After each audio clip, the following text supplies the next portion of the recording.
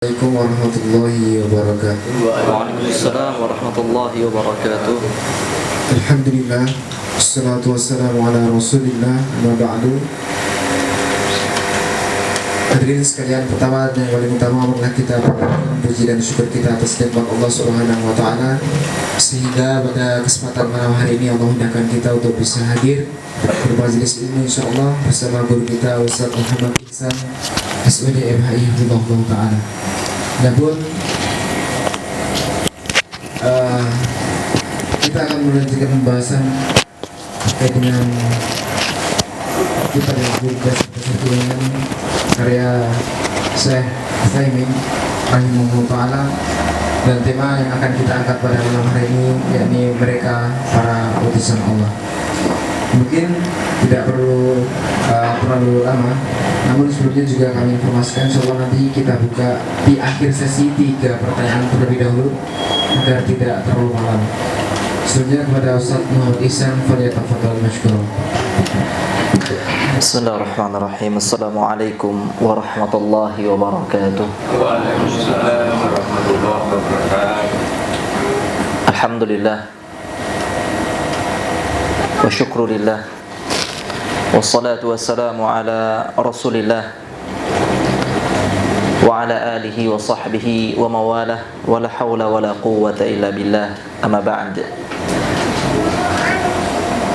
Allahumma inna nas'aluka ilman nafi'a wa na'udzu bika min ilmin la yanfa'. Allahumma la ilma lana illa ma 'allamtana innaka anta 'allamul ghuyub. Allahumma 'allimna wa faqihna fid din wa 'allimna at-ta'wil waftah 'alaina futuhal 'alamin.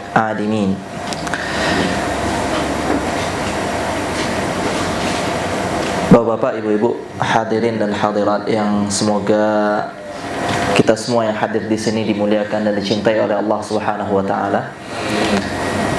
Alhamdulillahirabbil alamin. Kita ucapkan segala puji hanya milik Allah, Rabb semesta alam, atas segala kenikmatan yang Allah limpahkan kepada kita. Tidaklah ada kenikmatan yang kita rasakan sampai saat ini kecuali datang dari Allah Subhanahu wa taala, dan karena kemahabaikan Allah kepada hambanya. Nafas yang kita hirup, makanan yang kita makan, minuman yang kita minum, kesehatan yang ada pada tubuh kita, dan nikmat yang lebih besar dari itu semuanya yaitu nikmat hidayah, nikmat iman, nikmat yang tidak Allah Subhanahu wa taala berikan ke setiap orang. Namun Allah Subhanahu wa taala izinkan kita untuk menikmati kenikmatan tersebut. Rasulullah SAW dalam sebuah hadis bersabda, "Innallaha yu'tid dunya liman yuhibbu wa man la yuhib." Sesungguhnya Allah Subhanahu wa taala memberikan dunia ini, nikmat-nikmat dunia, kepada orang yang Allah cintai dan kepada orang yang tidak Allah cintai. Jadi kalau masalah nikmat dunia, Allah berikan ke semua orang. Orang yang beriman sama Allah sama yang tidak beriman sama Allah sama-sama dapat oksigen. Orang yang tidak beriman kan tidak hirup karbon dioksida dia. Sama-sama oksigen, ya Pak? Sepakat ya? Orang yang beriman dan tidak beriman sama-sama Allah berikan kesehatan. Orang beriman sama yang tidak beriman Allah berikan makanan, minuman. Orang beriman dan tidak beriman Allah berikan harta. Bahkan terkadang orang yang tidak beriman lebih banyak hartanya daripada yang beriman, ya. Namun jangan berkecil hati. Rasulullah SAW katakan itu bukan tanda cinta Allah. Wala yu'tid dina ila man yuhib. Beda sama agama, kata Rasulullah SAW. Agama, iman itu tidak Allah berikan kecuali untuk orang-orang yang Allah cintai. Maka berbahagialah dan bersyukurlah kepada Allah Subhanahu wa taala, ya, ketika kita masih diberikan keimanan oleh Allah. Allah masih izinkan kita untuk menghambakan diri kita kepada Allah. Allah masih izinkan dan perkenankan kita untuk mendekat kepada Allah, ya. Ya, tidak usah bersedih walaupun isi dompet kosong. ya, walaupun cek ke ATM ini akhir bulan. Ya, tapi alhamdulillah bersyukurlah kepada Allah kalau hati kita tidak kosong dari iman. Tidak apa-apa rekening kosong dari uang, yang penting hati tidak kosong dari iman. Tapi bersyukur lagi kalau seandainya rekening berisi, hati juga berisi. Oh, jangan kosong, Pak. Itu bahaya, ya.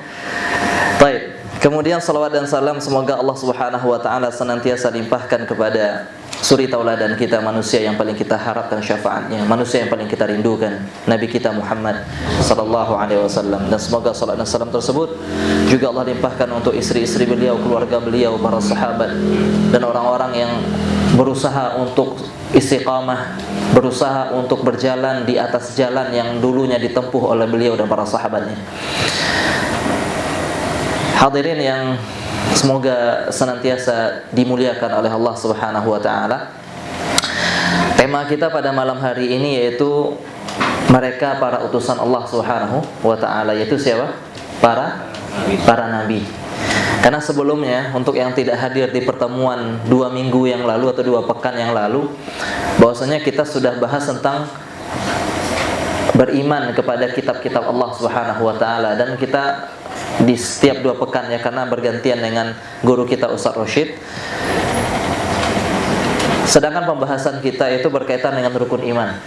Berarti setelah iman kepada kitab, kita membahas tentang iman kepada para nabi. Dan iman kepada para nabi itu sangat-sangat penting sekali, Pak. Kenapa? Karena kita tidak akan benar keyakinan kita kepada Allah Subhanahu wa taala, tidak akan benar kita dalam membangun hubungan dengan Allah Subhanahu wa taala, tidak akan bisa kita menjalankan syariat-syariat yang Allah turunkan kalau seandainya kita tidak punya iman kepada para nabi. Karena perantara antara kita dan Allah Subhanahu wa taala adalah para nabi. Sehingga orang-orang yang ingin menghancurkan Islam, orang-orang yang ingin menghancurkan Islam, yang benci sama Islam dan ingin menghancurkan Islam, lewat pintu mana dia ingin menyerang? Lewat pintu iman kepada Nabi. Kalau seandainya kita sudah tidak lagi beriman kepada Nabi, maka selesai sudah. Maka tidak akan ada syariat solat, tidak ada lagi syariat zakat, puasa dan sebagainya. Kenapa? Karena kita tidak yakin dengan ucapan Nabi. Kita sudah tidak beriman dengan Nabi. Berarti hilang semua syariat kita. Hilang semua syariat kita. Maka penting sekali ketika kita berusaha untuk membahas rukun iman ini, meyakinkan kembali hati kita bahwasanya Nabi itu adalah utusan Allah Subhanahu wa taala. Hadirin yang semoga dimuliakan Allah Subhanahu wa taala, orang-orang yang mengingkari adanya Nabi itu ada 2. Ya. Yang pertama, ini Nabi secara umum, ya. Nabi secara umum. Kita bahas Nabi Muhammad SAW, tapi kita bahas dulu Allah mengutus Nabi. Ada orang-orang yang mengingkari adanya Nabi. Yang pertama itu ateis. Jangankan Nabi, Tuhan pun dia ingkari. Dia tidak percaya sama Tuhan, apalagi sama Nabi. Maka orang-orang yang tidak percaya sama Tuhan, lalu dia mencoba untuk mendebat kita, membuat kita ragu tentang kenabian, jangan diladeni. Jangan dilawan dengan cara apa? Kita datangkan hujjah atau argumentasi bahwasanya Nabi itu ada. Enggak. Tapi pembahasan kita kalau sama orang ateis, jangan bahas Nabi dulu, tapi bahaslah Tuhan.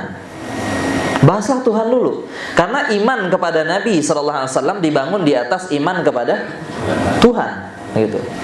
Ya, dia Tuhan aja tidak percaya, apalagi Nabi. Sama misalkan dia tidak percaya dengan azab kubur. Kenapa? Ketika dia gali kuburan, tidak ada azabnya. Biasa aja mayitnya. Ya, dia baring aja mayitnya, dia bongkar kuburannya malam hari, ya. Dia bongkar kuburannya besok hari, biasa-biasa aja dia bilang. Walaupun nanti beberapa keadaan, kondisi, kadang-kadang Allah tampakkan, ya. Yang sering baca majalah Hidayah dulu, ya. kuburan tergenang air dan sebagainya. Bisa jadi itu benar begitu. Tapi pada asalnya tidak ada yang seperti itu kelihatan karena alam sudah berbeda. Orang-orang yang seperti itu dia ingkari azab kubur, dia ketawain masalah azab kubur, nikmat kubur. Jangan kita bantah dari sisi itu. Kita bahas dulu Tuhan. Jangan terpengaruh dengan argumentasi yang mereka lemparkan. Enggak, kita bahas dulu Tuhannya. Itu ateis. Ada juga orang-orang yang mengaku Tuhan. Sekarang lagi ngetren tuh. Lagi keyakinan seperti ini lagi ngetren, yaitu rububiyah. Nah,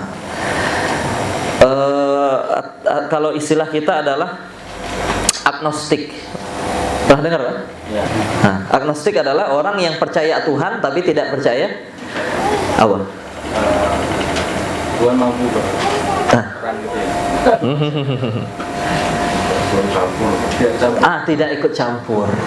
Tuhan tuh nyiptain dunia ini, habis itu habis itu Tuhan ngapain? Udah liatin aja gitu. Atau tidak peduli lagi dengan ciptaannya gitu. Nah, itu orang-orang yang berkeyakinan agnostik, sehingga mereka tidak percaya dengan adanya Rasul. Maka kita akan orang seperti ini barulah kita hadirkan dalil-dalil tentang adanya nabi itu. Para nabi itu memang diutus oleh Tuhan sebagai perantara antara Tuhan atau penyampai risalah Tuhan kepada umatnya, kepada hambanya. Maka kita katakan, kalau seandainya Anda meyakini Tuhan itu ada, maka sudah sangat mungkin kalau seandainya Tuhan itu mengutus seorang utusan. Sudah sangat mungkin. Lah, Allah saja, Tuhan saja bisa menciptakan alam semesta ini, apalagi sekedar memilih seseorang untuk menjadi seorang nabi. Itu kan lebih mudah, tidak ada masalah di situ. Kemudian kita lihat bagaimana Tuhan itu pasti memiliki sifat bijaksana. Kenapa? Karena manusia saja ada sifat bijaksana. Orang yang bijaksana itu orangnya baik atau tidak? Baik. Orangnya punya sifatnya lebih baik daripada orang yang tidak bijaksana atau tidak? Lebih baik. Kita akui itu. Kalau seandainya manusia saja punya sifat bijaksana, masa Tuhan tidak punya sifat bijaksana? Tuhan harus lebih bijaksana daripada manusia. Oleh karenanya ketika kita membuat semuanya dan sebagainya, habis itu apa? Kita tinggalin tuh kebun, nggak pernah kita urus lagi. Orang-orang memandangnya itu bijaksana atau tidak? Kok dia udah capek-capek bikin kebun seindah-indah mungkin, tapi habis itu dibiarin. Ada orang bangun rumah, bagus rumahnya,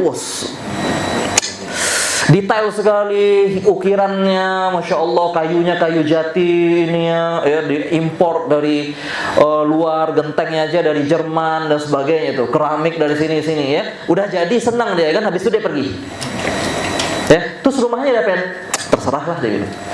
Orang bakal ketawa tuh lihat orang seperti itu. Apa ini kayaknya otak nggak beres nih orang gitu. Kenapa? Dia capek-capek desain, capek-capek bikin rumah, habis itu ditinggal. Ini kan nggak masuk akal gitu. Maka kalau seandainya manusia saja, kita akan katakan itu sifat jelek itu, kayak seperti itu. Masa dia bikin rumah sebagus itu, habis itu dia tinggal? Kita nggak bisa masuk dalam logika gitu. Tapi orang kenapa gitu? Lalu bagaimana dengan Tuhan? Nah, mungkin Tuhan menciptakan ini sedetail mungkin. Kita lihat dunia ini betapa sempurnanya. Dunia ini betapa sempurnanya. Kita lihat lingkungan kita itu pasti cocok dengan manusia, Pak. Makanya dipilihlah bumi, Pak. Bukan planet yang lain. Walaupun kata NASA bisa tinggal di Mars. Maka kita lihat aja, Pak. Dunia memang udah ramai gini, biarin mereka yang pergi. Ya. Semoga ngurangin bencana alam. Ya, karena mereka nggak ada. Nah, ya, dari dulu tuh wacana tuh, sampai sekarang nggak terbang kita. Sampai sekarang nggak ada orang terbang ke bulan, ke Mars untuk tinggal di sana gitu. Kenapa? Memang Allah sudah ciptakan bumi yang tempat yang cocok untuk hidupnya manusia, cocok sekali gitu. Udaranya, makanannya, minumannya itu sangat cocok sekali. Maka sesempurna itulah Allah Subhanahu wa taala menciptakan dunia ini. Tidak mungkin Allah tinggalkan dunia ini begitu saja. Sehingga Allah Subhanahu wa taala pasti mengutus seseorang. Ya. Dan kita tahu manusia itu punya sifat, manusia itu beda sama binatang. Binatang itu dia tidak peduli dengan kehidupan ini. Ya, dia yang penting bisa makan, minum, habis itu disembelih lagi, dimakan sama orang. Oh, itu aja kerjanya. Ya. sapi misalkan. Beda sama manusia itu kompleks ya, pikirannya. Dia diberikan kecerdasan, dia diberikan bisa merenung gitu. Manusia itu punya pikiran, untuk apa saya hidup? Dan tidak mungkin Allah Subhanahu wa taala tidak menjelaskan kepada manusia ketika Allah berikan manusia kemampuan untuk berpikir, lalu dia berusaha untuk mencari tahu apa tujuan saya ada di muka bumi ini, terus Allah nggak ngasih jawaban tuh. Pasti dikasih Allah jawaban. Tapi Allah utus seorang nabi. Untuk apa? Memberitahu kita apa tujuan kita diciptakan oleh Sang Pencipta.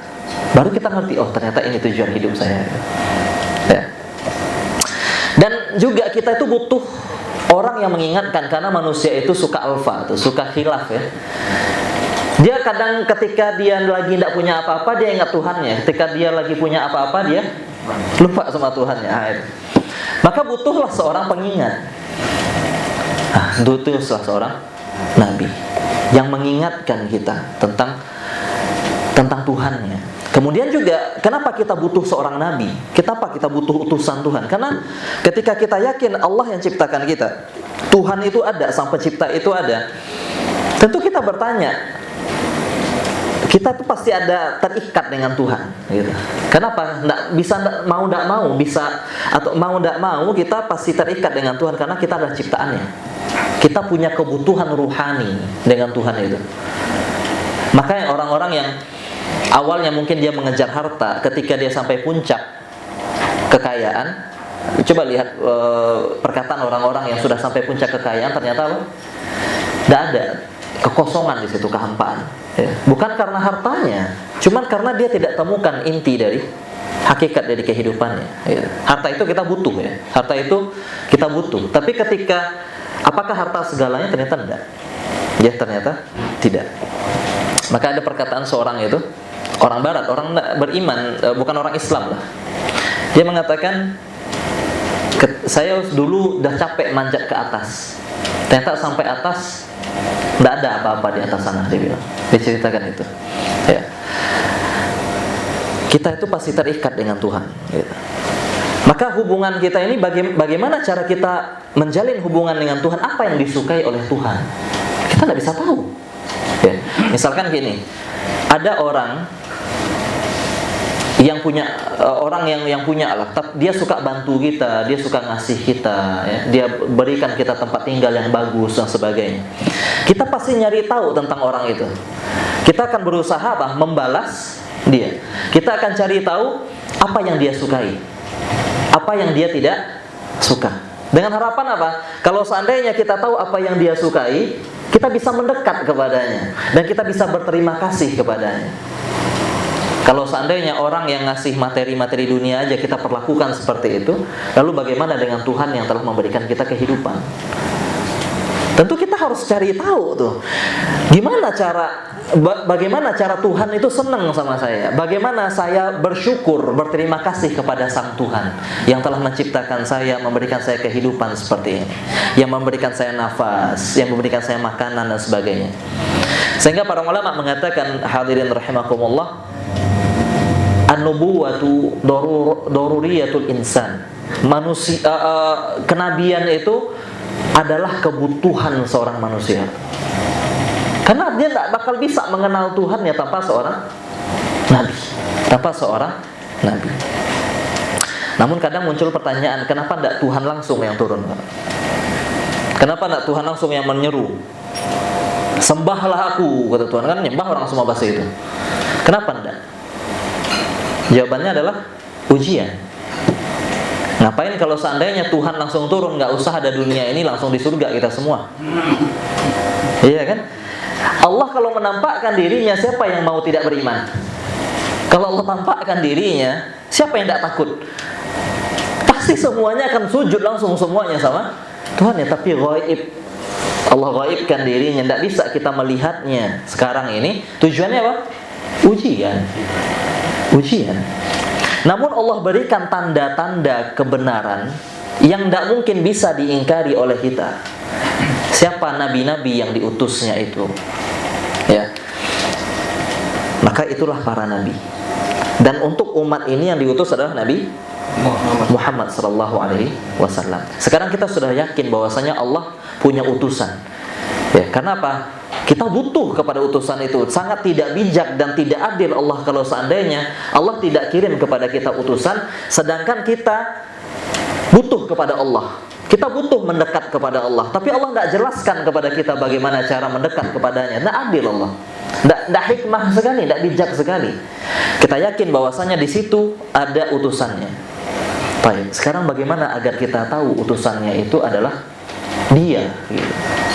Kalau untuk kita Nabi Muhammad sallallahu alaihi wasallam, lihat, Allah Subhanahu wa taala tidak mengutus sembarang orang. Allah itu pasti berikan tanda-tandanya. Yang kalau kita lihat kita yakin dia nabi. Ya. Dan kalau seandainya orang selain dia kalau mengaku nabi, kita akan langsung tahu dia adalah nabi palsu. Banyak nabi palsu. Nah, kita lihat berita, kita langsung akan ketawa gitu ya. Tiba-tiba dia datang penampilan seperti itu, tidak yakin orang, tidak ada meyakinkan penampilannya sebagai seorang nabi. Orang kita langsung tahu ini bohong nih gitu, ketawa aja kita. Bahkan kita mengatakan kok ada pengikutnya. Nah, gitu. Itu yang kita bingung, untuk bisa sampai ada pengikutnya. Coba kita lihat Nabi Muhammad SAW. Subhanallah, Nabi Muhammad SAW. Di tahun berapa Nabi di umur berapa Nabi SAW diangkat jadi Rasul? 40. Dari kecilnya sampai umur 40 tahun. Lihat pribadi Nabi SAW. Disebutkan dalam sebuah hadis. Ya, disebutkan dalam sebuah hadis. Abu Sufyan bercerita ketika sudah masuk Islam. Dulu dia pergi ke Romawi ngomong sama Heraklius. Herakl, Kaisar, ya, Kaisar Romawi, gitu. Saat itu dia tanya kepada Abu Sufyan, apakah pernah nabimu berdusta sebelum diangkat, sebelum dia ngaku jadi nabi? Apa kata Abu Sufyan? Kami tidak pernah tahu dia pernah berdusta sebelumnya. Bayangin, kita dari umur kita sudah bisa ngomong sampai umur 40 tahun, yang sudah sampai 40 tahun, berapa kali dustanya, Pak? Nggak usah tentang agama, bohong sama manusia, sama teman, udah berapa kali itu? Nabi SAW tidak pernah seumur hidupnya, tidak pernah seumur hidupnya. Khadijah aja terkagum-kagum dengan kejujuran Nabi SAW. Ketika Nabi diangkat jadi Nabi, Nabi Muhammad SAW diangkat jadi Nabi, diperintahkan untuk mulai dakwah sama kerabatnya. Nabi mendaki Sofa, Bukit Sofa, ya. Kemudian Nabi SAW mengatakan, kumpulkan orang-orang Quraisy, berkumpul mereka. Lalu kata Nabi SAW, wahai Quraisy, kalau seandainya aku katakan kepada kalian, anna bil wadi khailan, kalau di belakangku itu, di lembah itu ada pasukan berkuda, tughiru alaikum, akan menyerang kalian, akuntum musaddiqiyah. Nih, Nabi SAW berandai-andai, kalau seandainya di belakang ini, di belakang lembah ini ada pasukan berkuda siap menyerang kalian pagi hari ini atau sore hari ini, akuntum musaddiqiyah, apakah kalian mempercayai kataku? Kata Nabi SAW. Apa kata orang-orang Quraisy? Bala, katanya, iya, kami akan percaya. Ma jarabna alaika illa sidqan, kami tidak pernah melihatmu berkata bohong. Dan langsung percaya mereka. Kalau Nabi yang berbicara pasti percaya, pasti jujur, tak pernah tidak pernah salah, tidak pernah bohong. Maka kata Nabi SAW, fa inni nadhirun min rabbil alamin baina yadayya adzabun syadid. Maka ketahuilah aku ini adalah pemberi peringatan yang diutus oleh Allah Subhanahu wa taala Rabbul Alamin. Di hadapanku ada azab yang pedih. Apa kata Abu Lahab? Tabban laka ya Muhammad adi hadza jama'tana. Celaka engkau Muhammad, untuk ini engkau kumpulkan kami, ini omong kosong ini, dibilang. Padahal apa? Selama 40 tahun dipersiapkan oleh Allah Subhanahu wa taala akhlak Nabi sallallahu alaihi wasallam dengan tujuan apa? Orang kalau dengar Nabi ngomong pasti percaya, tapi mereka tidak mau untuk menerima itu. Jujur dari hatinya. Orang kalau jujur pasti percaya apa yang dikatakan. Nabi tidak pernah bohong. Orang tidak pernah bohong ketika ngobrol sama manusia. Mungkinkah dia berbohong atas nama Tuhan? sama manusia saja untuk keuntungan dirinya, ngobrol sama manusia itu tidak pernah bohong. Apalagi ngomong atas nama Tuhan, tambah tidak masuk akal dia berbohong. Gitu. Kemudian kita lihat mukjizat terbesar Nabi Muhammad SAW yaitu Al-Quran. Ketika Abu Lahab ngomong, celaka engkau Muhammad, alihadza jama'tana, apakah untuk ini kau mengumpulkan kami? Allah turunkan surat apa? Tabat yada abi lahabi wa tab.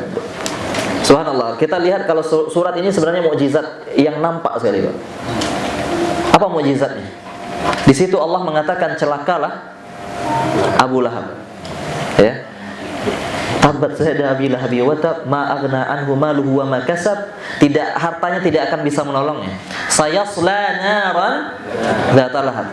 Abu Lahab pasti masuk neraka, kata Allah. Abu Lahab setelah ayat itu turun masih hidup enggak? Masih. Mudah untuk bantah Nabi sebenarnya kan? Mudah untuk bantah Nabi, apa? Tinggal masuk Islam Abu Lahab, walaupun pura-pura. Dia beriman. Ya Muhammad, saya beriman, dia bilang. Selesai itu. Habis tugas Nabi, selesai. Kenapa?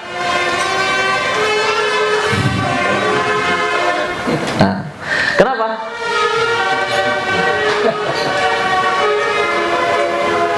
Subhanallah ya. Abu Lahab kalau seandainya masuk Islam saat itu, dia menyatakan keimanan kepada Nabi SAW, hancur dakwah Nabi. Kenapa? Karena bohong Muhammad. Katanya masuk neraka. Kok beriman? Ya. Ada waktu untuk bantah itu. Kenapa Abu Lahab tidak mencari jalan itu? Karena tidak mau dia. Karena Allah sudah tahu dia tidak bakal beriman sampai matinya. Menunjukkan benar Al-Quran itu turun dari Rabbul Alamin, pencipta alam semesta, yang akan tahu di mana setiap masing-masing orang itu. Tahu Allah, Abu Lahab itu tidak akan beriman sampai akhir hidupnya, dia pasti masuk neraka. Dan sampai akhir hidupnya Abu Lahab tidak masuk dalam Islam. Ya. Makanya ada seorang pendeta masuk Islam gara-gara surat Al-Lahab. Pendeta masuk Islam gara-gara Al-Lahab. Ya.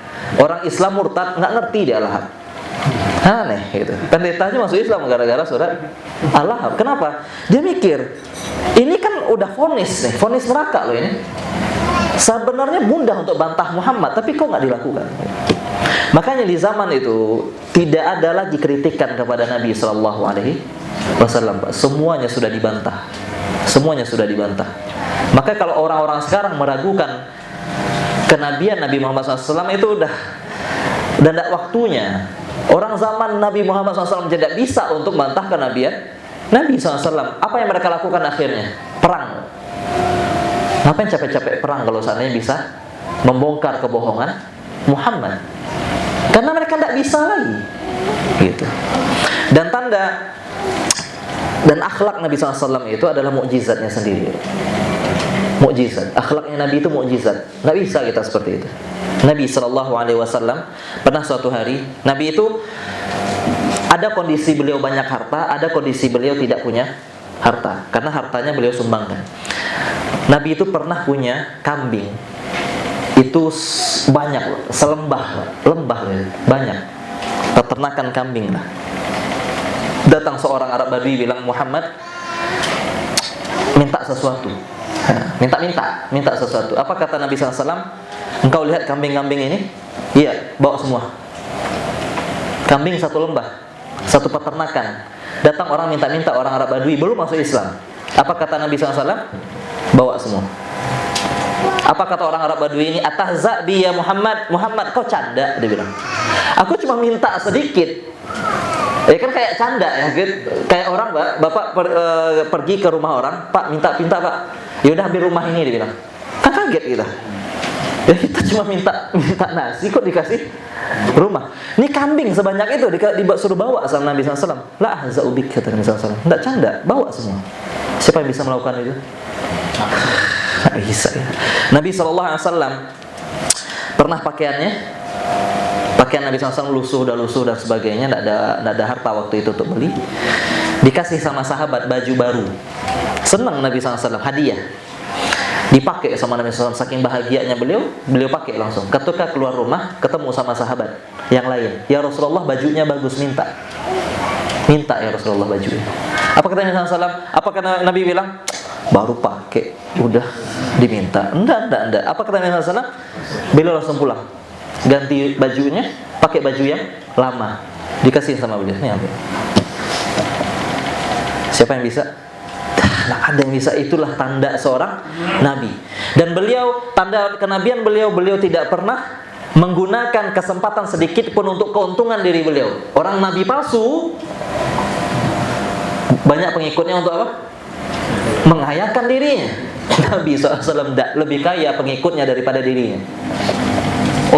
Menunjukkan bahwasanya beliau memang jujur datang dari Allah Subhanahu wa taala, dan beliau hanya mengajak orang kepada Allah, bukan kepada dirinya. Orang sudah sujud sama Allah, selesai. Walaupun harus berkorban harta beliau sallallahu alaihi wasallam. Ya, subhanallah. Makanya ketika anak beliau Ibrahim, tahu ya? Anak laki-laki beliau ada berapa? Ada berapa? 3. Siapa? Ibrahim, Qasim, Abdullah. 3 anak laki, dan semuanya meninggal di waktu kecil. Ketika Ibrahim meninggal, gerhana matahari. Gerhana matahari. Wah, kita kalau seandainya pas anak kita meninggal gerhana matahari, apa kita bilang?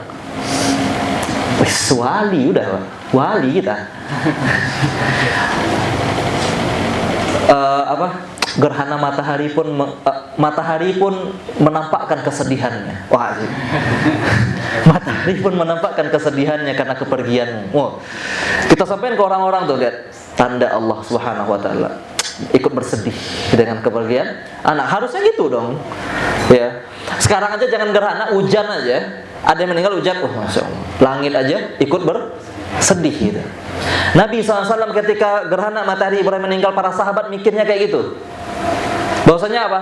Gerhana Allah tampakkan karena Ibrahim meninggal. Kata Nabi SAW, Inna syamsa wal qamara ayatani min ayatillah. Sesungguhnya matahari dan bulan adalah 2 tanda kebesaran Allah Subhanahu wa taala. Dan tidaklah terjadi gerhana limauti ahadin minkum, karena kematian seseorang, kata Nabi SAW. Lihat. Harusnya kalau seandainya beliau ngaku-ngaku nabi, ini digunakan kesempatan untuk narik perhatian orang. Ternyata enggak. Nabi tidak mau, malah Nabi nolak. Allah tidak ada hubungannya sama kematian seseorang. Allah ingin menakuti hambanya dengan gerhana. Tidak ada hubungannya dengan kematian seseorang. Orang ngomong Masya Allah wa syi'ta, kehendak Allah dan kehendakmu. Dan, pakai kata dan, marah Nabi. Apakah engkau menyamakanku dengan Allah? Tidak mau sedikit pun untuk ada keuntungan di situ, tidak ada.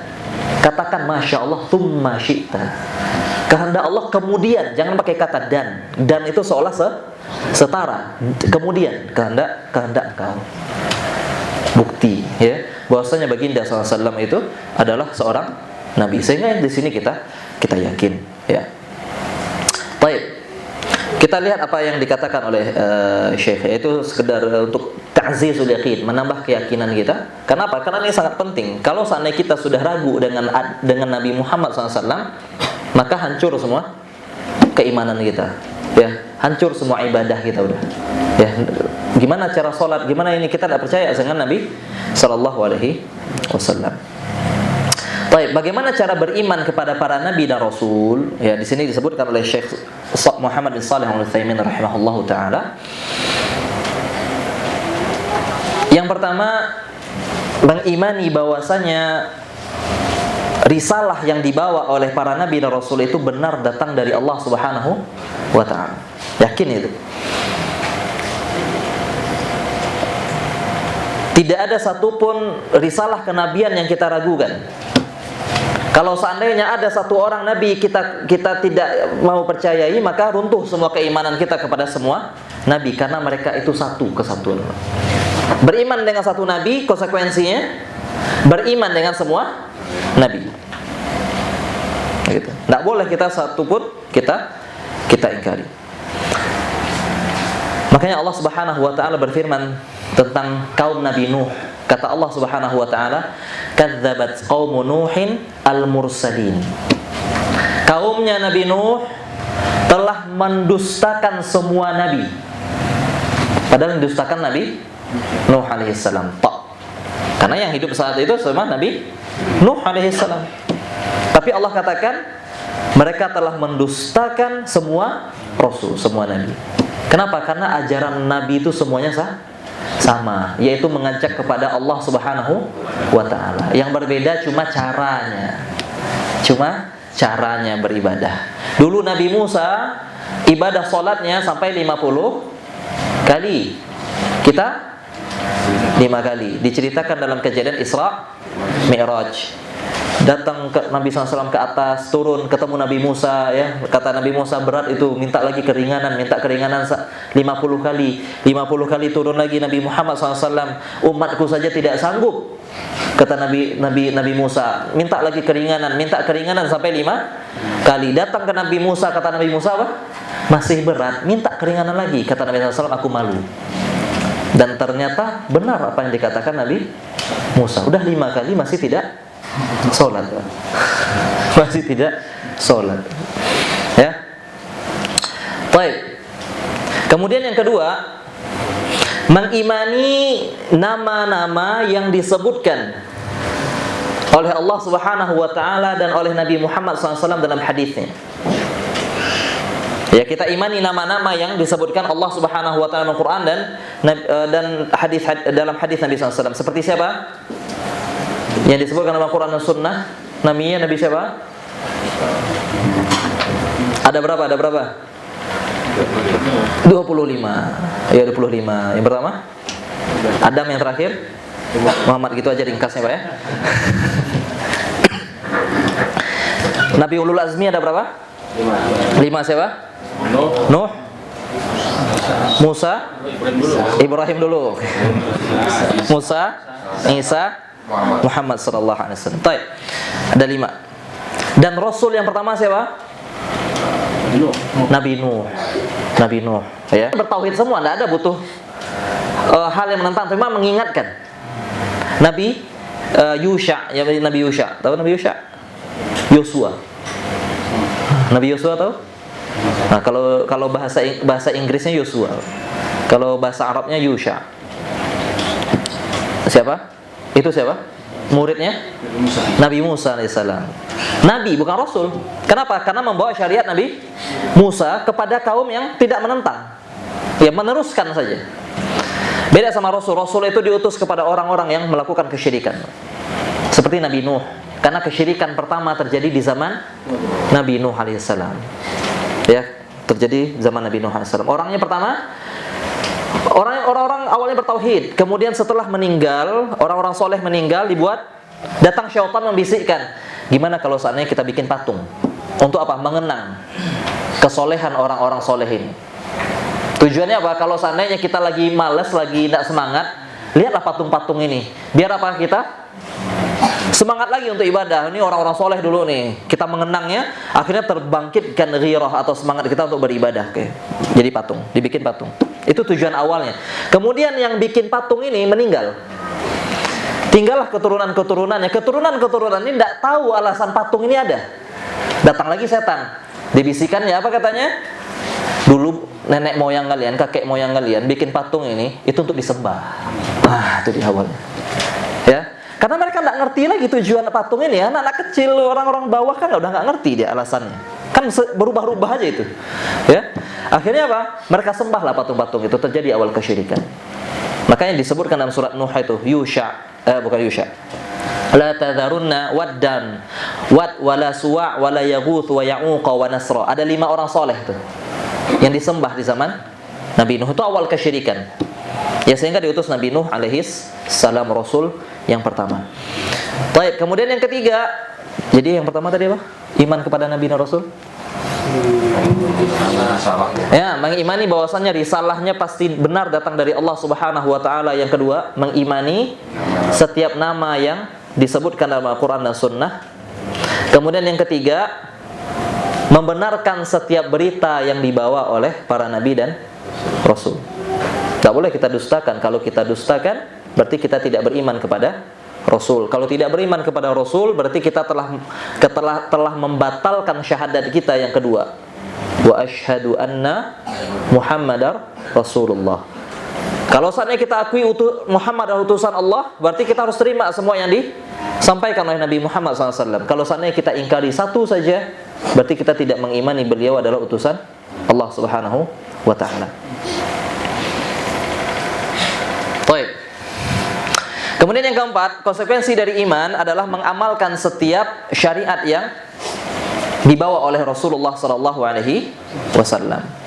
Ya. Tunduk pasrah dengan segala aturan yang dibawa oleh Nabi Muhammad SAW, itu konsekuensi iman. Allah berfirman, "Fala wa rabbika la yu'minuna hatta yuhaqqimuka fi ma syajara bainahum." Demi Allah, demi Rabbmu, mereka tidak dikatakan beriman sampai mereka menjadikanmu sebagai hakim yang memutuskan perkara di antara kalian. Tsumma la yajidu fi anfusihim haraj. Dan sampai mereka tidak merasakan adanya keberatan di hati mereka. Kalau Nabi memutuskan ini halal, ini haram, diterima. Ya, kadang-kadang kan kita ketika ada yang mengingatkan kita, saudara kita, "Pak, maaf Pak, itu haram." Dikit-dikit haram, agama itu santai aja. Nah, itu. Nggak usah berlebihan, nggak usah lebay kita beragama. Enggak Pak, ini hadis Pak, nggak ada hadis-hadis dia bilang. Nah, itu bahaya tuh. Ya, kalau seandainya ada hadis disampaikan ke kita dan hadisnya sahih, terima. Karena itu ibarat Nabi SAW langsung berbicara dengan kita. Bayangkan kalau seandainya Nabi sendiri yang ngomong ke kita, kita mau tolak atau tidak? Nah, kita tolak hadis Nabi SAW, tapi ketika kita pengen syafaat Nabi, pengen, itu kan tidak tahu malu. Ya, kita pengen diberi syafaat sama Nabi, tapi ketika Nabi ngelarang kita tidak mau ninggalin gitu. Ketika Nabi perintahkan kita tidak mau mengerjakan, itu kan aneh gitu. Ya, jadi konsekuensinya itu kita harus pasrah dengan segala apa yang disampaikan oleh Nabi SAW. Kenapa pasrah? Karena apa yang disabdakan oleh Nabi SAW itu adalah perintah dari Tuhan, ya, Allah Subhanahu wa ta'ala, Rabbul Alamin, Tuhan alam semesta itu dan cipta kita.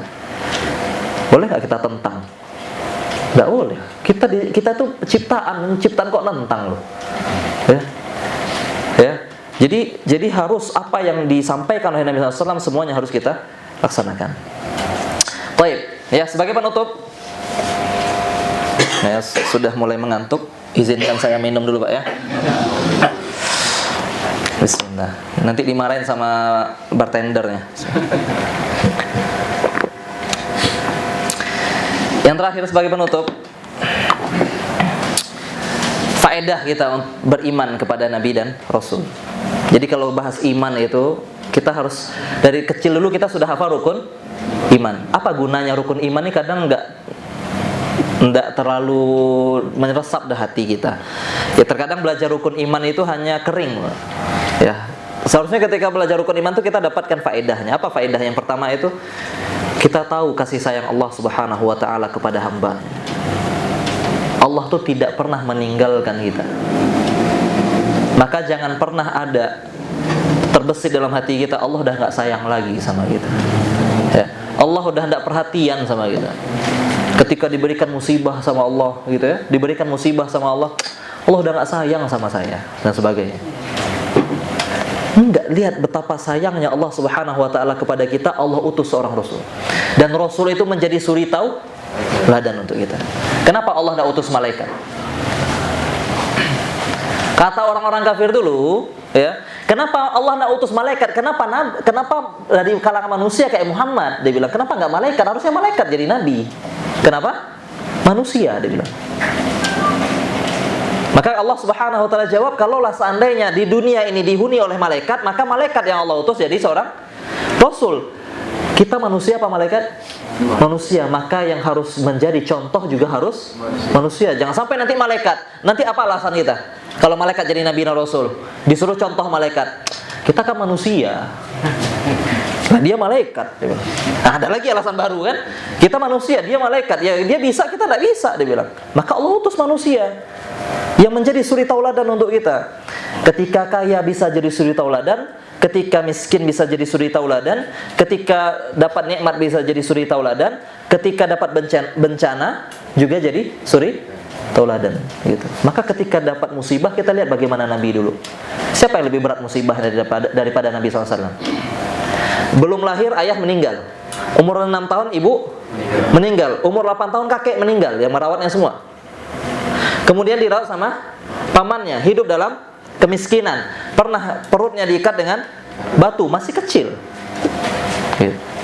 Kayanya ketika menikah dengan Khadijah di umur 25 tahun. Khadijah berikan hartanya, gunakan sebaik-baiknya. Ya. Kemudian beberapa tahun berikutnya Khadijah meninggal. Kemudian berbarengan di tahun yang sama, berapa bulan setelahnya pamannya meninggal. Bayangkan, ya, anaknya meninggal, Qasim, Abdullah, ya, Ibrahim meninggal. Semua putrinya meninggal ketika beliau hidup. Yang hidup setelahnya cuma siapa? Fatimah sendirian. Siapa yang lebih berat? Kita punya anak banyak, diambil Allah satu. Ya Allah, engkau tidak sayang sama saya, Allah. Cuma baru satu diambil. Allah Subhanahu wa taala ambil anak Nabi Muhammad SAW semuanya kecuali Fatimah. Gitu. Ayahnya diambil. Nabi SAW tidak pernah melihat ayahnya. Ibunya meninggal ketika masih kecil. Udah nggak terbayang mungkin wajah ibunya. Lihat betapa musibah yang diberikan Nabi SAW. Ya, kita pernah dilempari batu ketika dakwah. Ya, kita nasihatin orang paling kalau sekarang dimarahin ya. Nggak usah urus saya, urusan dirimu sendiri. Wah, dalam hati jengkel banget. Hajar nanti. Nabi SAW dilempari batu berdarah. Patah gigi taringnya ketika perang Uhud. Berdarah wajahnya. Padahal beliau adalah manusia yang paling disayang Allah Subhanahu wa taala. Lihat. Sehingga apa? Sayang Allah Subhanahu wa taala. Allah utus seorang manusia yang seperti itu agar kita menirunya. Allah tuh tidak meninggalkan kita. Kalau seandainya kita dalam kondisi seperti ini, tiru Nabi Muhammad SAW. Bagaimana dulu beliau saat seperti itu. Gitu. Kemudian yang kedua, apa faedahnya? Untuk kita bisa mensyukuri atas nikmat Allah Subhanahu wa taala yang besar ini. Bayangkan kalau seandainya tidak ada Nabi dan Rasul, kita udah seperti binatang, Pak. Kita seperti binatang. Kalau seandainya tidak ada hukum Allah Subhanahu wa taala, kita hidup seperti binatang. Makanya orang-orang yang meniadakan Tuhan tujuannya apa? Supaya bisa hidup seperti binatang. Seperti binatang. Kalau pengen mabuk tinggal mabuk, pengen zina tinggal zina. Tidak terikat lagi dengan rasa perasaan takut dosa. Itu tujuannya, biar mereka hidup seperti binatang. Allah Subhanahu wa taala utus Rasul agar mengangkat derajat manusia tidak seperti binatang. Mereka punya akal, mereka punya wibawa, mereka punya harga diri. Tapi memang sifatnya itulah suka mengikuti hawa nafsu, sehingga Allah utus Nabi dan Rasul ingatkan, munzirin, memberi peringatan. Ya, kalau seandainya kalian lakukan ini, hati-hati dengan Allah nanti besok. Gitu. Sehingga apa? Kita tetaplah terjaga diri kita sebagai seorang manusia. Gitu. Coba bayangkan orang tidak yakin sama Tuhan, dia zina, apa beda sama binatang? Makanya namanya kumpul kebo kan? Kebo terfitnah lagi kebonya gitu. Ya. Ya, karena perbuatan binatang kan nggak ada akad nikah, Pak. Ya, mereka pengen kawin ya kawin gitu. Itulah dijaga oleh Islam tuh, dijaga oleh agama. Itu tujuan agama, menjaga akal itu. Ya, Allah karena sayang sama kita, Allah jaga akal. Kenapa? Nggak boleh mau mabuan. Kalau mau mabuan, hilang akal. Apa yang hilangin akal? Akal itu adalah pembeda utama manusia dengan hewan lainnya, dengan makhluk lainnya, itu akal. Dihilangin sama dia, kan bodoh gitu. Gitu. Dijaga sama Allah Subhanahu wa taala. Dijaga tapi tidak mau. Ya Allah, saya tidak mau hidup seperti manusia, saya seperti binatang aja ya Allah, kan seperti itu seolah-olah gitu. Maka kita harus tahu tuh, ada Nabi diutus menjelaskan syariat itu, bersyukur kita kepada Allah Subhanahu wa taala. Nikmat besar. Maka Allah katakan laqad manallahu 'alal mu'minin. Allah telah berikan kenikmatan yang besar untuk orang beriman ketika Allah utus seorang rasul dari kalangan mereka. Kemudian yang ketiga, cinta kepada Rasulullah sallallahu alaihi wasallam. Lihat perjuangan Nabi, baca sirah Nabi SAW, bagaimana dulu perjuangan beliau. Islam sampai ke kita itu perjuangan beliau dulu. Tidak tidur-tiduran Nabi SAW. Ya, perang berkali-kali, diserang dan sebagainya, berdarah-darah beliau alaihi wasallam dan SAW. Kata sahabat, ya Rasulullah, bukankah kami saudara-saudaramu? Kata Rasulullah, enggak. Antum ashabi, kalian tuh sahabat-sahabatku. Saudaraku adalah orang yang datang belakangan. Mereka tidak bertemu denganku tapi beriman kepadaku. Subhanallah. Nabi pengen ketemu kita. Nabi itu manusia yang paling dekat sama Allah. Nabi itu manusia yang luar biasa, yang sempurna itu. Pengen ketemu dengan orang-orang seperti kita. Itu bayang gak itu? maka muncul rasa cinta besar kita kepada baginda Nabi Muhammad SAW, berjuang untuk kita semuanya. Berjuang untuk kita. Sehingga apa? Tumbuhlah rasa cinta. Orang tidak cinta sama Nabi karena dia tidak kenal sama Nabi, tidak beriman dengan Nabi. Baik ya, mungkin itu yang bisa kita sampaikan. Ya. Biar tidak terlalu malam. Ya. Semoga kajian ini ya tidak menjadi dongeng pengantar tidur ya. Tapi benar-benar menambah keimanan. Ya, menambah keimanan. Jangan lupa setelah bangun tidur, Pak. Nah, ini pulang nih, tidur, bangun tidur, tadi malam ngapain ya? Jangan. Ya. Kayaknya tadi malam kajian deh, apa bahasa apa ya, lupa tuh. Nah, jangan, tapi kita harus ingat itu ya, menumbuhkan keyakinan. Tidak ada lagi orang bisa meragukan hati kita ketika mereka mengatakan Muhammad pendusta, tidak. Ya, orang sekarang bilang Muhammad pendusta, tidak diterima perkataannya. Orang dulu aja tidak bisa mengatakan Muhammad pendusta. Ini orang-orang yang hidup setelah Nabi Muhammad bisa mengatakan Nabi Muhammad pendusta, itu tidak bisa diterima perkataan itu. Bertambah yakin kita dengan apa yang dibawa oleh baginda Nabi SAW. Barakallahu fikum. Ada pertanyaan? Silakan Pak. Assalamualaikum. Waalaikumsalam warahmatullahi. Dalam ini kita sebagai makhluk ciptaan Allah itu punya hak wajib bersama dan kerjasama. Tapi di zaman Nabi Muhammad pekerjaan itu masih terjadi, kenapa langsung dihapuskan semua? Nah, baik. Makhluk Allah itu sama. Kenapa perbudakan masih ada? Kenapa tidak dihilangkan? Sampai sekarang perbudakan tidak dihilangkan dari hukum Islam. Sampai sekarang perbudakan tidak dihapuskan hukum Islam. Ya. Cuman kita harus mengerti perbudakan dalam Islam. Misalkan sekarang ya, kita perang. Jangan misalkan lah, bahaya ini. Tapi anggaplah ada peperangan lah. Lalu kita ditawan sama orang-orang Barat misalkan, ditawan. Menurut pemikiran kita sekarang dengan melihat sifat-sifat mereka seperti itu, apa yang terjadi pada diri kita?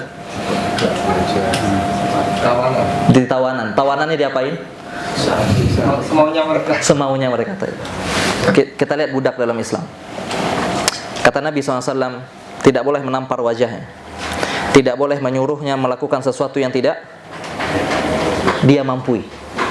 Ada seorang sahabat menampar wajah budaknya, minta ke Nabi SAW, ya Rasulullah, aku nampar wajah budakku, apa yang harus aku lakukan? Bebaskan dia. Dibebasin. Tidak boleh menyiksanya.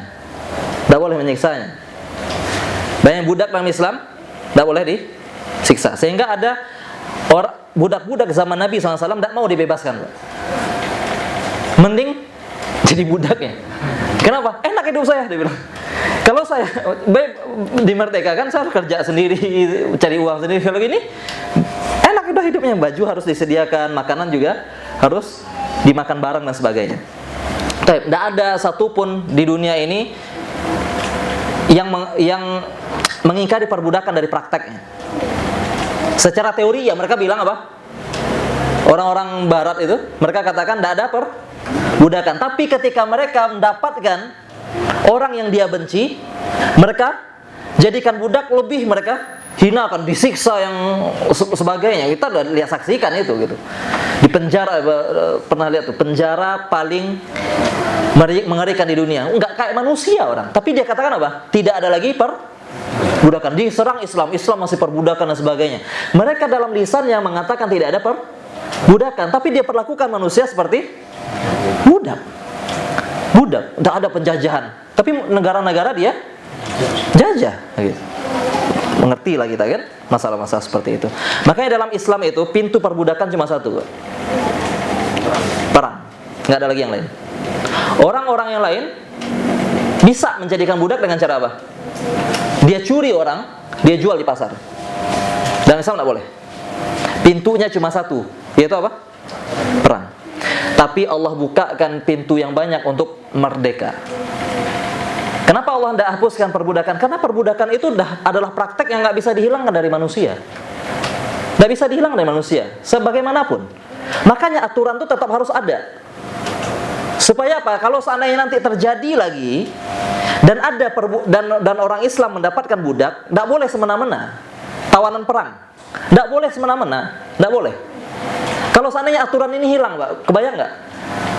Kalau aturan ini hilang, siapa nanti yang ngatur itu? Kalau seandainya ada tawanan perang dan sebagainya, siapa yang akan ngatur? Nanti akan semena-mena orang Islam ini. Sama seperti orang-orang yang bukan Islam, maka aturannya tidak pernah dihapuskan. Karena itu sudah praktek yang akan selalu terjadi. Kita mungkin secara nama tidak ada sekarang perbudakan, tapi lihat orang-orang sana itu ada perbudakan bagi mereka. Orang kulit hitam mereka perbudak, iya kan? Tapi dalam lisan mereka apa? Tidak ada perbudakan. Apa perbudakan? Dia budak, dia jadikan orang budak dia. Dia hina-hina orang. Terus dia bilang nggak ada perbudakan. Iya, secara nama tidak ada. Saya praktek. Dalam Islam budak aslinya saja dimuliakan. Budak aslinya, dia budak saya, dia bilang. Tidak boleh semena-mena. Gitu. Makanya aturannya tidak dihapuskan. Dan untuk memerdekakan Allah kasih motivasi yang banyak. Hukuman kafarah sumpah apa? Ada membebaskan budak. Denda zihar. Orang suami istri, suami mengatakan tidak mau lagi menjima istrinya dengan mengatakan engkau seperti ibuku, dia bilang. Maka kalau seandainya dia ingin kembali, maka harus bebaskan budak. Bebaskan. Allah berkali-kali bilang bebaskan. Orang membunuh tidak sengaja, bebaskan budak, bebaskan. Gitu. Tapi kenapa tidak dihapus saja? Kalau tidak bisa, kalau dihapus bahaya. Hikmahnya besar tuh. Agar orang tidak semena-mena kalau seandainya terjadi perbudakan, tidak semena-mena orang untuk menghina budak. Tidak boleh untuk orang kalau jadi budak itu apapun boleh disuruh. Kaki lah, dia harus benar-benar harus duduk di bawah, ditendang sama kaki boleh. Tidak ada dalam Islam. Maka tidak dihapus hukumnya. Kalau seandainya itu terjadi, orang Islam punya budak, ikuti aturannya. Tidak boleh semena-mena. Kalau seandainya ada orang-orang non-muslim hidup di negara Islam, ikuti aturannya. Tidak boleh dia semena-mena sama budak walaupun dia non-muslim, karena dia hidup di negara yang menerapkan hukum Islam. Tapi mana yang lebih manusiawi? Adanya hukum perbudakan ini diatur sama Allah Subhanahu wa taala atau yang mereka klaim? Ya, mana yang lebih manusiawi? Tetap Allah adakan aturan perbudakan. Makanya tidak usah terlalu percaya dengan perkataan orang-orang Barat. Tidak ada, itu sifat manusia, Pak. Sifat manusia. Tidak bisa itu hilang tuh. Masa tawanan perang terus jadikan raja? Tidak mungkin, Pak.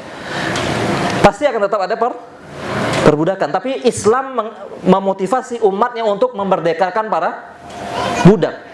Harapannya tidak ada lagi budak ini, iya. Tapi kalau seandainya terjadi, taati aturannya. Tidak boleh dizalimi. Tidak boleh dizalimi. Bahkan disuruh nikahkan sama Allah Subhanahu wa ta'ala. Ajib. Semuanya benar-benar dimuliakan. Budak aja dimuliakan, Pak, apalagi orang merdekanya gitu.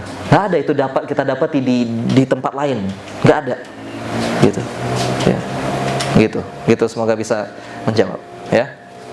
Atau ada lagi, Pak, unek-uneknya, nggak apa-apa. Berarti dalam Islam untuk pintu masuk budak itu cuma perang. Nggak boleh orang merdeka dijadikan budak, nggak boleh. Nggak boleh. Nah itu. Kalau orang-orang Barat sekarang, iya itu merdeka tapi budak. Merdeka tapi diperlakukan seperti budak. Orang Islam budak diperlakukan, mungkin orang lihatnya itu orang merdeka tuh kayaknya. Ya. Orang budak aja dimanusiakan. Lah orang sekarang manusia merdeka dijadikan budak dan lebih parah lagi ya. Lebih parah lagi. Mana ada yang selamat di orang-orang sana pasti nggak dikasih makan di ini. Orang di Islam nggak ada makan. Apa yang kamu makan kasih makan mereka. Apa yang kamu pakai kasih pakaian mereka. Enak jadi budak ya. Ya, makannya kalau tuannya kaya enak makannya, bagus bajunya, lebih bagus daripada orang yang merdeka. Baik, wallahu a'lam. Baik, ada pertanyaan lain?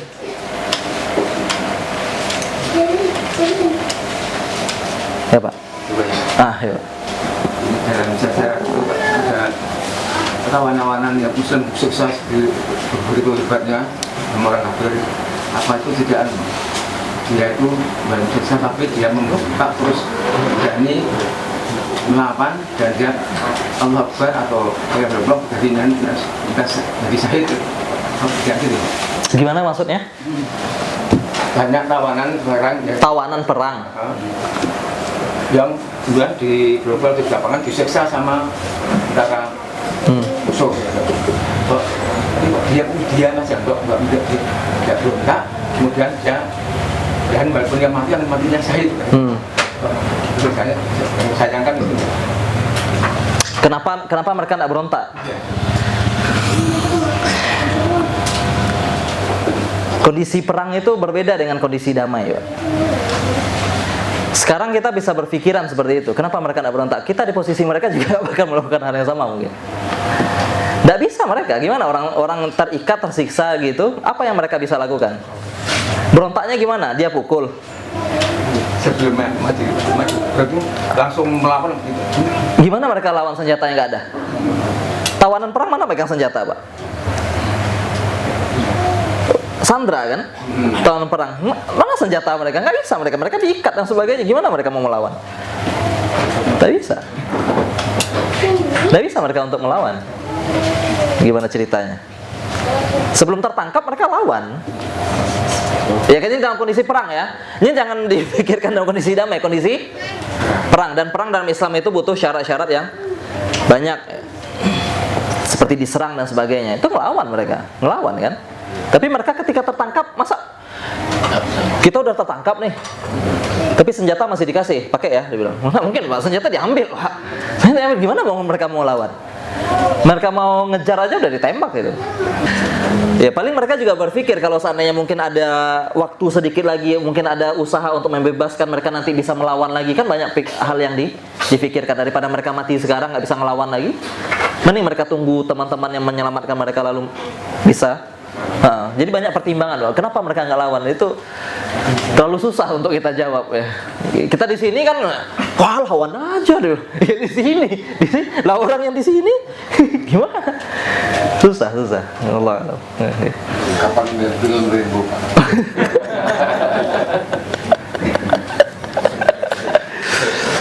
Bentar kita. Masya Allah, bakso sudah datang ya. Bawaan kawi. Ada pertanyaan? Nggak ada ya, udah yakin ya, penting ya. Sing penting yakin Pak ya. Sing penting yakin. Jadi kita harus tahu bahwasanya keyakinan kita terhadap Nabi dan Rasul itu bukan sekedar doktrin, nggak doktrin. Kalau ditanya kenapa beriman sama Nabi, ya itu yang diajarin dulu dari kecil. Nggak. Logis, iman kita kepada Nabi itu logis gitu. Yang sebagaimana yang sudah kita jelaskan tadi, sehingga iman kita menjadi kuat. Nggak bisa Islam bukan sekedar Islam KTP aja sekarang ya. Islam KTP itu hanya ketika kecil, tapi nggak ada KTP-nya ya, kecil ya.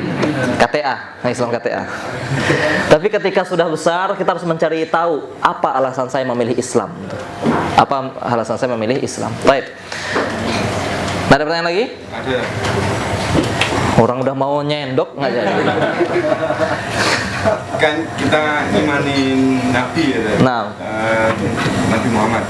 Terus bagaimana dengan posisi kita yang sekarang klaim live nih Pak?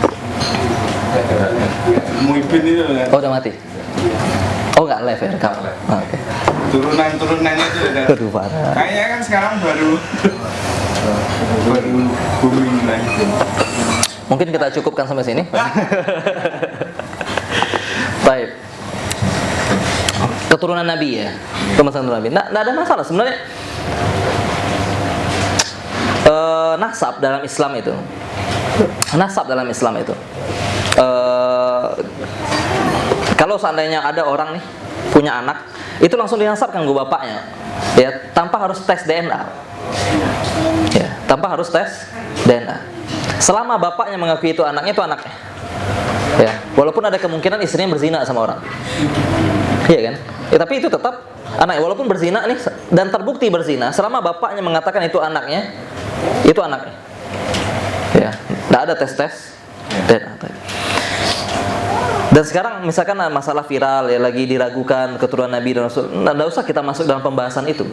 Tidak usah kita masuk dalam pembahasan itu. Anggaplah mereka adalah keturunan Nabi dan Rasul.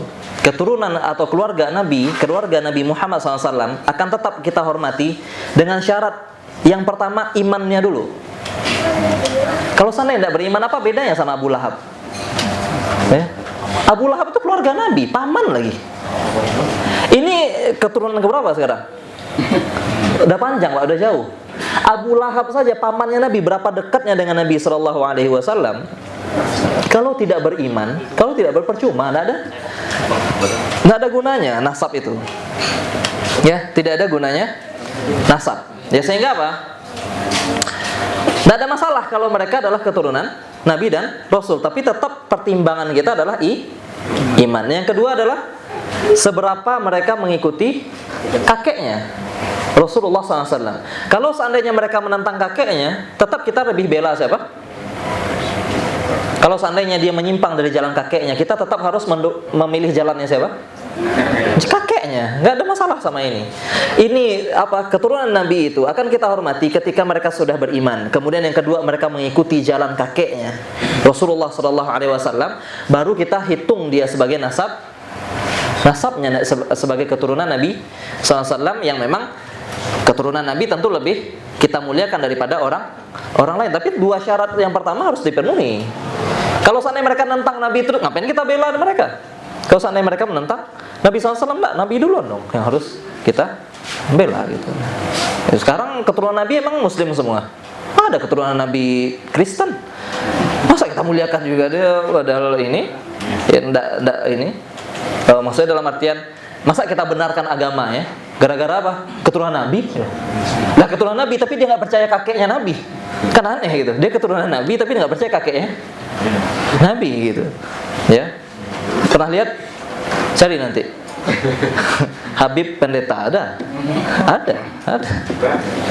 Jadi seperti itu ya. Jadi keturunan Nabi kita hormati kalau seandainya mereka beriman dan mengikuti Nabi Sallallahu Alaihi Wasallam, kita hormati mereka. Tapi kalau enggak, ya enggak gitu. Ya, barakallahu fikum. Aman kan jawabannya? Aman. Subhanakallah wa bihamdika asyhadu an la ilaha illa anta astaghfiruka wa atubu ilaik. Semoga Allah berkahi pertemuan kita kali ini dan menambah keyakinan kita, dan kita berdoa pada Allah agar iman yang Allah tanamkan dalam hati kita tidak Allah cabut sampai kita meninggal nanti. Assalamualaikum warahmatullahi wabarakatuh.